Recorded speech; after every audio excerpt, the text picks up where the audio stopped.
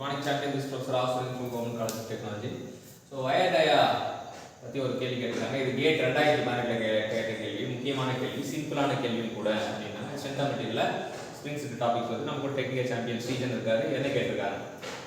If the spring of dia compressive helical spring is increased by 2%, the change in spring stiffness in percentage is corrected to decimal places. So correct to decimal place கிட்ட அங்க தான் secret இருக்கு. இப்போ வந்து நமக்கு k க்கும் d க்கும் relation இருக்கு. k க்கும் d க்கும் ரிலேஷன் என்ன அப்படினா k is equal to d power 4 அப்படின்றது தான். அப்போ வந்து d power 4 வந்து இருக்குனா அது வந்து என்ன பண்ண போறாங்கன்னா k should be increased by 2 times அப்படினா 1.02 d whole power 4. So 1.02 வந்து நம்ம கண்டுபிடிக்கணும். 1.02 into 1.02 பெருக்கணும் அப்படின்னா என்ன வரும்னா இந்த ரெண்டாவது பெருக்குனா 204, ஒன்றாவது பெருக்குனா 102, அப்போ 10404 ரெண்டு ஸ்தானம் தள்ளி புள்ளி வரும், 4 ஸ்தானம் தள்ளி புள்ளி வரும்.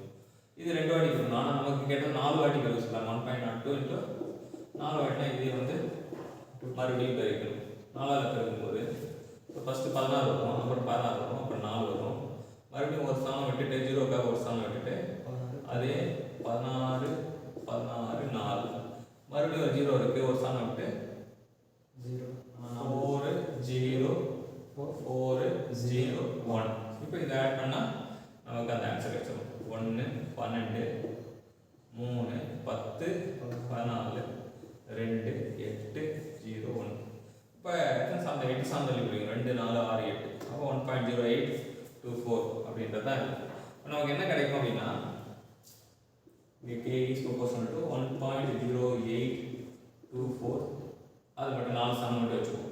ஏன் 4 ஸ்தானம் கேட்டானா அவன் 2 ஸ்தானம் கேட்குறான். இப்போ இங்கே வந்து 1 இருக்குதா அர்த்தம். இப்போ நமக்கு போட்டோம்னா 1.0824 மைனஸ் 1/1 அப்படி போட்டால் அப்போ 0.824 இதான் வந்து டெசிமலில். 100ஆல் பிறகுனா 80.24%.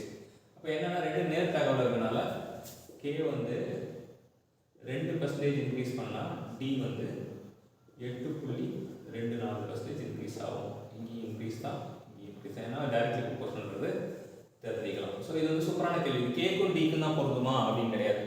எந்த வேரியபிள், ஒரு வேரியபிள் வந்து இன்னொரு வேரியபிளுக்கு 4 அடுக்கா இதுவாக இருந்தா அப்போ இது ஈஸியாக 2 மடங்கா 8.24 அப்படின்னு இருக்கலாம். இதுதான் வந்து இந்த கேள்வியோட சாராம்சம். இப்போ k வந்து ப்ரொபோர்ஷனல் டு d power 4 இருக்கனால அப்போ k வந்து 2 மடங்கு அதிகப்படுத்தினா d வந்து 8.24 மடங்கு அதிகமாகும் அப்படின்னு கற்றுக்கலாம். இது கேக்கும் டிக்கும் இல்லாமல் எந்த 2 வேரியபிள் வேணால் எடுத்துக்கலாம். எந்த 2 வேரியபிள் வேல்யூக்கும் ஒரு ஏன்னு ஒரு வேரியபிள் வந்து பின்ற ஒரு வேரியபிளுக்கு 4 மடங்கு இருந்ததுன்னா இப்போ இது 2 மடங்கு 2% அதிகப்படுத்தினா அது வந்து 8.24% வந்து அதிகமாகும் அப்படின்றது தெரிஞ்சுக்கலாம். ஸோ இது காமனாகவே யூஸ் பண்ணிக்கலாம். இந்த மாதிரி கொஸ்டின்ஸ் தான் வந்து கேட்டில் வந்து அதிகமாக எதிர்பார்க்கலாம். இந்த கொஸ்டினை லேர்ன் பண்ணுறதுக்கு ஒரு வாய்ப்பு கொடுத்த ஸ்ரீஜனுக்கு நன்றி சொல்லுவோம். நன்றி.